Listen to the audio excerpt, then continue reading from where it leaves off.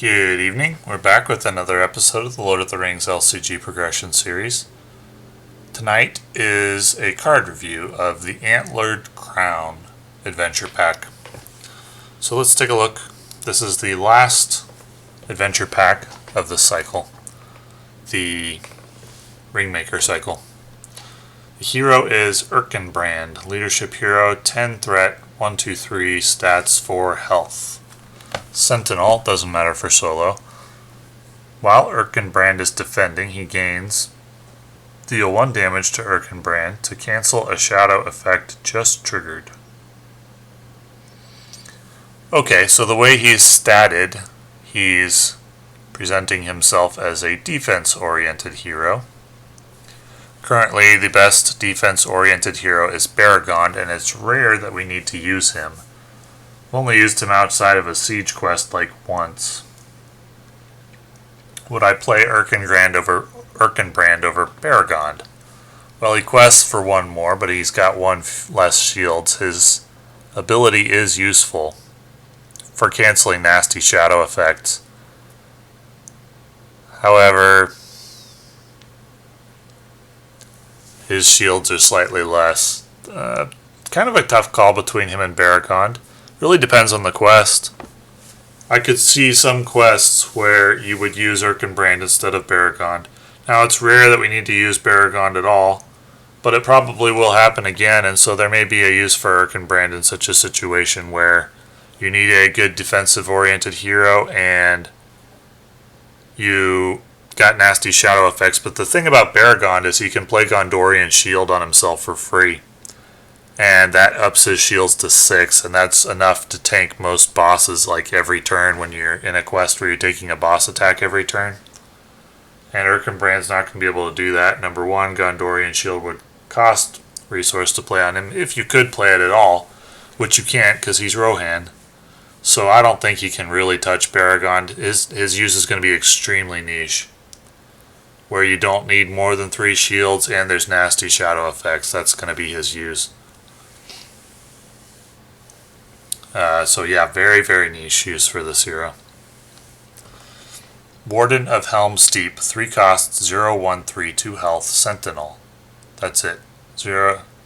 So he's 3 costs for 3 defense. That's his thing. I haven't looked at this quest yet. Is this a siege quest? The Antlered Crown? Because that's the focus of this adventure pack so far. This is a fine ally to play in a siege quest. That's about it. I don't think I'd play him otherwise. He's Rohan. But yeah, in a siege quest, yeah, I'd play him. But in a siege quest, he'd be next in line behind like the Eagles and Defender of Ramas, who each have 2 costs for 4 shields. But if you've gotten through those guys already and you still need more shields, that's when you throw this Warden of Helm's Deep in. But otherwise, yeah, this adventure pack so far, at least with the leadership card, seems to be geared toward defense. Maybe it's needed for the quest, I don't know, I haven't looked at it yet. The Day is Rising, 1 cost attached to a hero with Sentinel. Okay. After attached hero defends against an attack and takes no damage while defending that attack, exhaust Day's Rising to add 1 resource to attached hero's resource pool. Well, I guess if there's does Baragon have a Sentinel? Let me check. Baragon does have Sentinel, so if you're running Baragon and you're running leadership, I would actually probably put this in there, because if you're running Baragon, you're expecting for him to defend like every turn or something like that, or most turns, and so if that's the case, Day's Rising could be good in that situation. I think you'd probably need to get 3 uses out of it to make it good. So if you could reliably do that, then it's not bad. It's a song. That's interesting. A song, which means it can be retrieved with like Rivendell Minstrel, but that's very niche use. So yeah, I would consider putting this in a deck where I expected to defend with Baragon or Erkin brand every turn. Captain of Gondor. It'd be Days Rising to be a contributing card, but not like an exceptional card or unlocking new strategies or anything like that.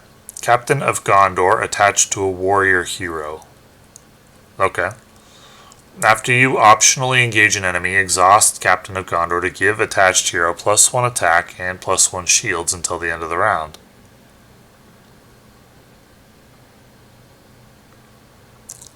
Okay. After you optionally engage an enemy, it's unique. I don't think I would run this for that reason. Its uniqueness means 2 of it are going to be a dead card, or you're not going to be drawing it reliably. And it only works when you optionally engage an enemy, so there's going to be situations like every game where this is going to be a dead card. First of all, the Captains of Gondor, the warrior heroes, are all like high threat, so the optionally engage is a big deal.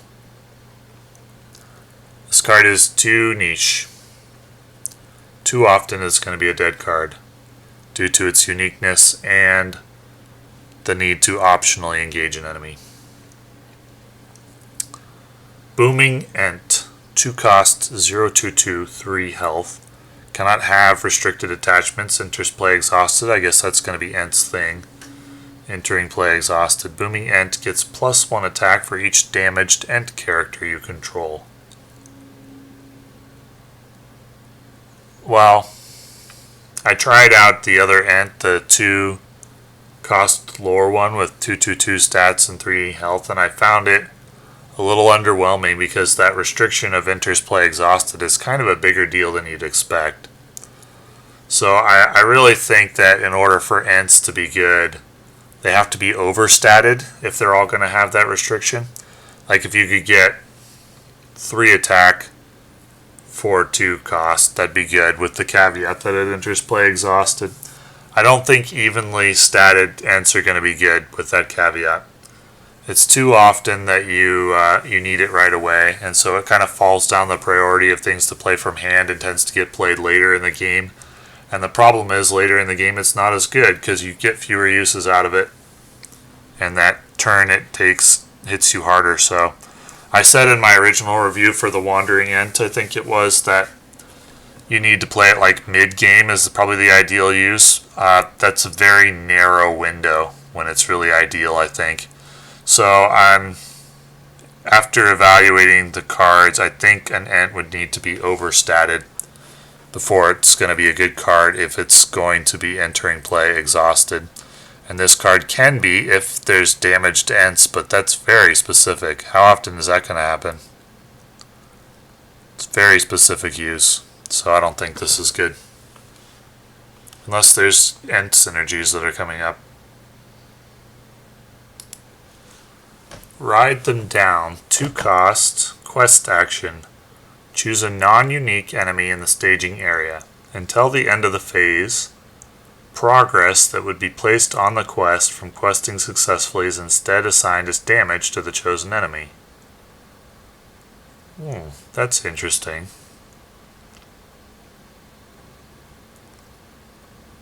So a quest action can be used anytime during the quest action windows, right? Let's take a look at when that would be. Okay, so there is an action window after staging. So you can reveal cards from the encounter deck, get an enemy, and then play this card to immediately kill that enemy using questing progress. That seems very strong to me in a questing focused deck. Very, very strong spirit card. I like it a lot. I think I'll use it in the future. I think this card could be very good. I mean, if you're playing a strong questing focused deck, you could take out some big time enemies with this. It does specify a non-unique enemy, but still, that's a good card. Very good card. It's until the end of the phase, yeah. If you can use it the way I specified, well, like, think of it this way. Well, no, I don't. Scratch that. Ranger Spikes deals with an enemy that's revealed, but Ranger Spikes leaves them in the staging area, just reduces their threat. I think this is even better than Ranger Spikes. Does cost you progress on the active quest, but yeah, I mean, think of it this way. Usually when a location comes, you're happy to see it instead of an enemy, right? Unless it's got a nasty effect. I'm typically happier to see a location than I am an enemy. And locations cost you willpower to clear. This just converts an enemy into a location that you instantly clear using willpower. Very good card. I like it a lot. Like it a lot. Gonna definitely try it in some decks, and I expect it to be good.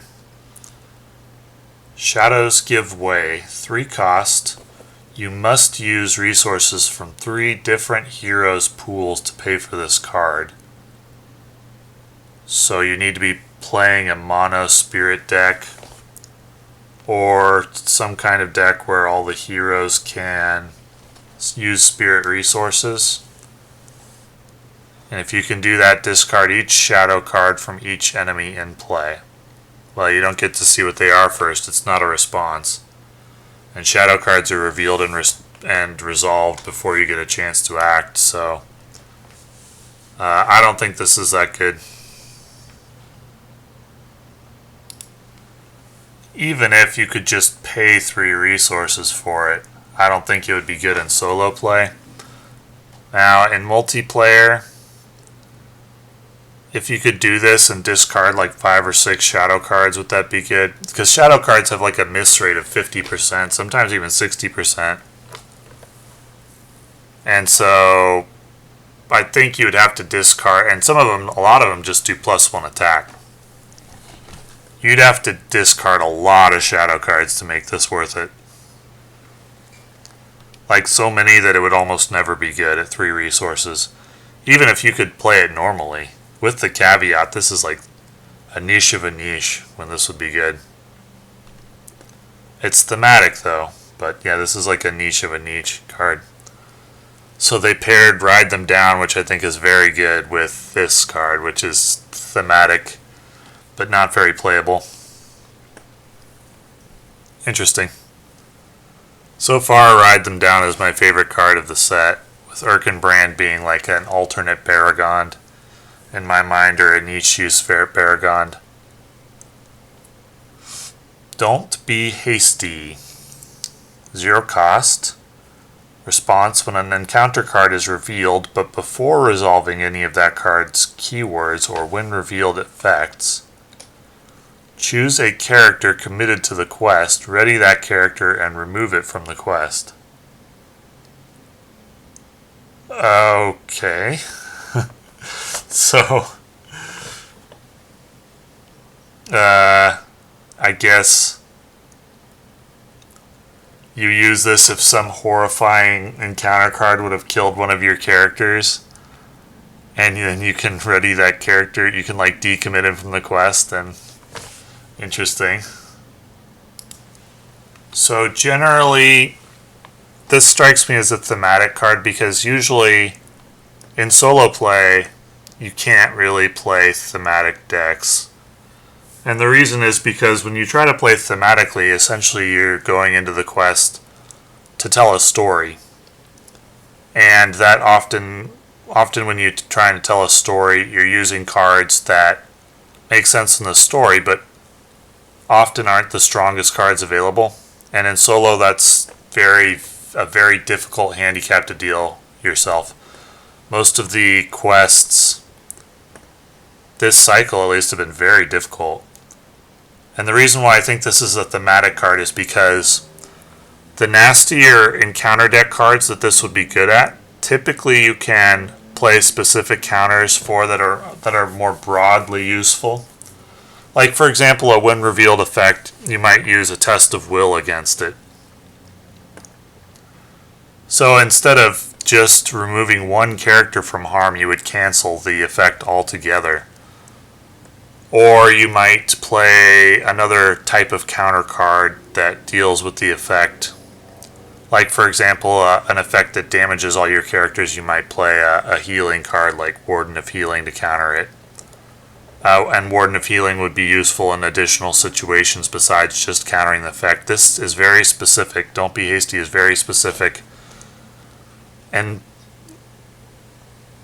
very narrow focus. A very narrow focus because it only saves one character, and only specifically when an encounter card has a when revealed effect and it's not useful in any other situation. I think that's thematic, but because it allows you to be prepared for what you don't know might be coming if you're going into quest blind. But that's not how we play in solo. At least that's not how I play, and I don't consider it viable to play not knowing what's coming, basically, in solo play and still expect to beat the hardest quests. So this is a card I might consider if I didn't know it was coming, but when I know what's coming, I'd rather play counter cards that are more broadly useful than this, which has a very narrow focus due to the fact that it only affects one character and is only useful against an encounter card that has a when revealed effect. Test of Will is also, but it protects all of your characters from the effect and not just one. And Warden of Healing is, like capable of dealing with the effects of an encounter card and also battle damage or something like that, and it can quest a little bit. So yeah, this card is a very narrow focus. I think it's outclassed by other ways to solve the problem that it's trying to solve. Its uses if you don't really know what's coming and therefore can't use a card like Warden of Healing, which is only good against a damaging when revealed, or a Test of Will, which is, well, so this card would be effective against a can't be cancelled when revealed effect, right? So I guess that is its use. If a card is going to kill one of your characters and can't be cancelled, but yeah, this is a very, very narrowly focused card. Waters of Nimrodal. 3 cost, doomed 3, heal all damage on each character in play. Interesting. That's got a use. There's some nasty encounter cards that damage all your characters. You could heal all the damage from everyone for a high cost. 3 threat I'd value generally at like 1.5 resources, so that'd be 4.5 threat.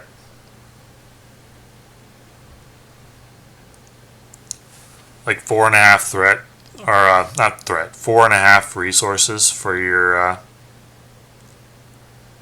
cost overall. That's how I would value the threat. So 4.5 resources to heal all damage on each character.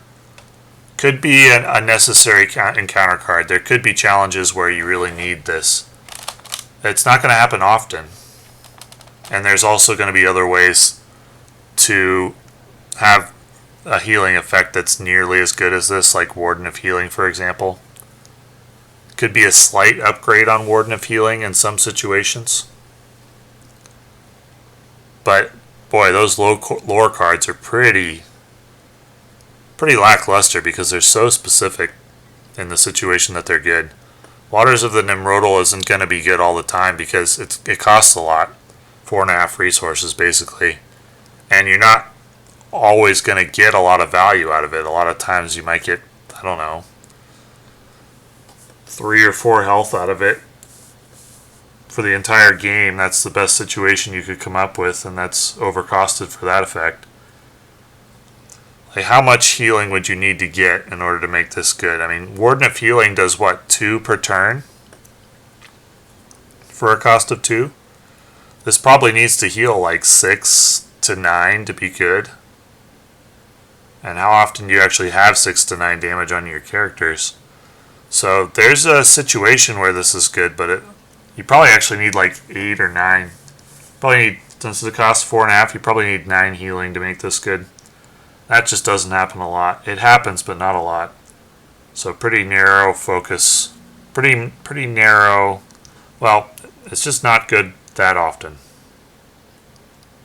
Narrow window for when it's good.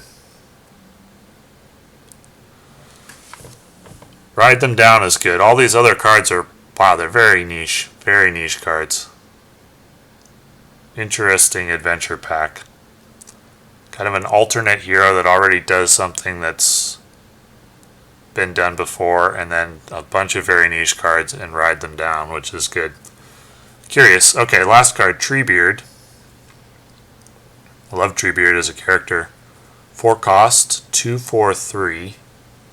Cannot have restricted attachments. Treebeard enters play exhausted. He's got 5 health.